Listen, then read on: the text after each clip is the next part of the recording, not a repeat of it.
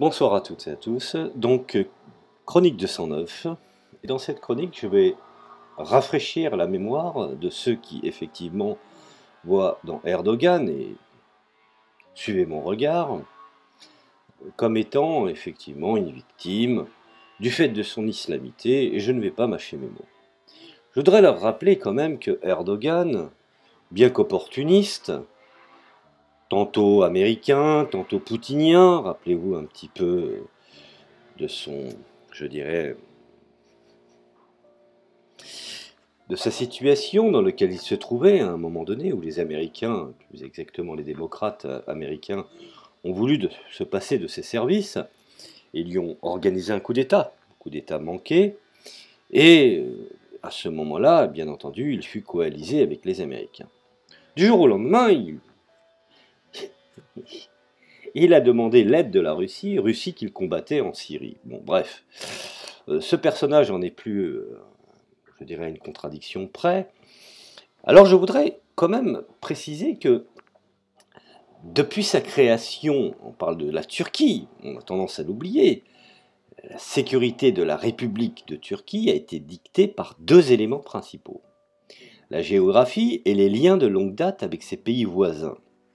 Conformément, je dirais, à cette perspective mondiale, la politique étrangère turque a été fondée sur des éléments clés tels que la coopération et le partenariat, ainsi que le respect de la souveraineté, de l'indépendance et de l'intégrité territoriale.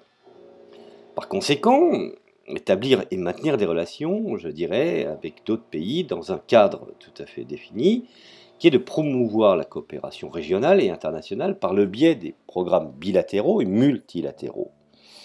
Résolution des conflits par des moyens, je dirais, pacifiques, et le renforcement de la paix. Cela, bien entendu, souscrit sous l'aval de l'OTAN, et garantir une certaine prospérité régionale et internationale qui sont, je dirais, définies par la doxa de la politique étrangère turque. Alors ce qu'il faut savoir, c'est que cela, bien entendu, c'est pour la vitrine, vous savez, pour la communication.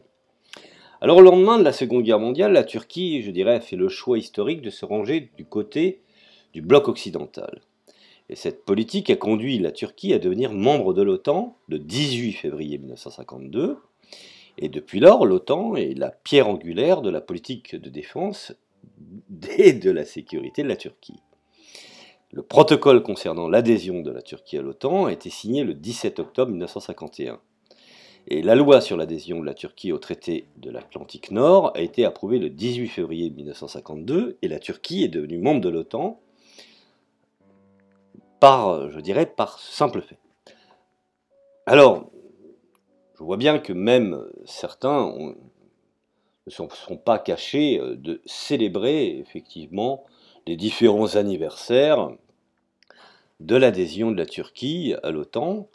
Et selon les rapports, moi je vous invite à aller directement sur les sites de l'OTAN, la Turquie est un allié fidèle et qui est considéré dans son alliance comme la cheville ouvrière des relations transatlantiques et de sécurité euro-atlantique. Alors, l'article 5 du traité de Washington, c'est un document fondateur de l'OTAN qui fait référence à la défense collective, constitue une précieuse garantie de sécurité pour la Turquie et un rôle, je dirais, d'ambassadeur dans la région. Alors, bien entendu, puisque la Turquie est un atout précieux pour l'OTAN, la Turquie non seulement assume la responsabilité de protéger ses frontières, mais de se permettre effectivement, pendant la guerre froide et après la guerre froide, d'intervenir, selon ses desiderata, dans une politique, effectivement, où cela contribue soit à régler des crises, quand il est question d'intérêt de l'OTAN, ou de les accentuer quand il est également considéré comme un intérêt. Alors je voudrais quand même rappeler que l'OTAN était partie intégrante dans ce qu'on appelle les djihadistes syriens pour abattre le président légitime Bachar al-Assad.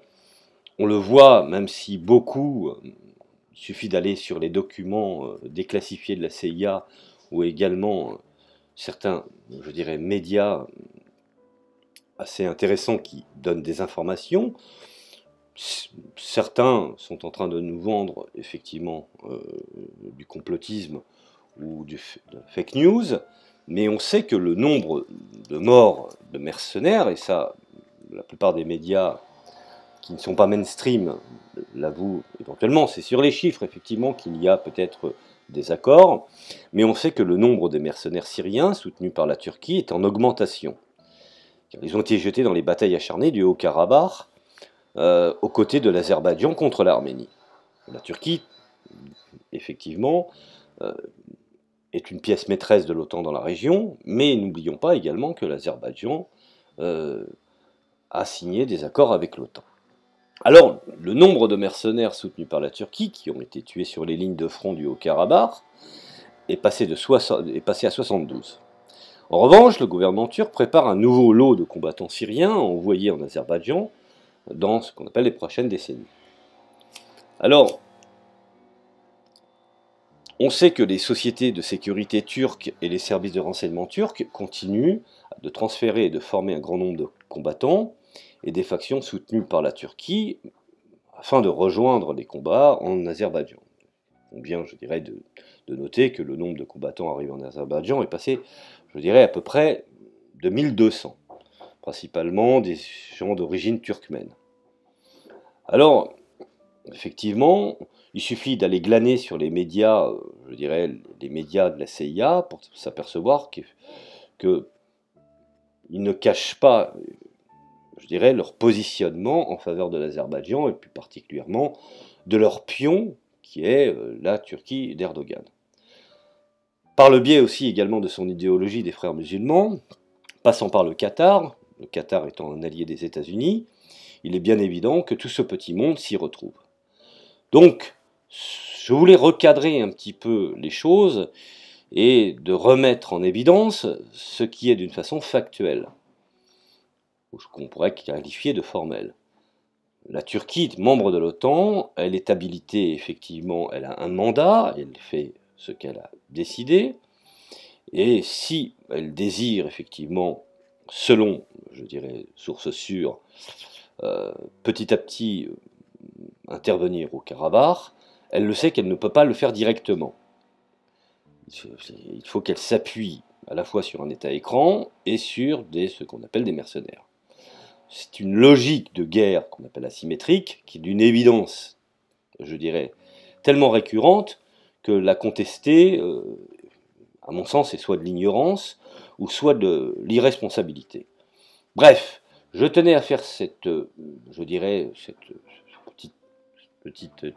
petit audio pour justement clarifier la chose. Voilà. Je vous remercie de m'avoir écouté, je vous dis à la prochaine chronique.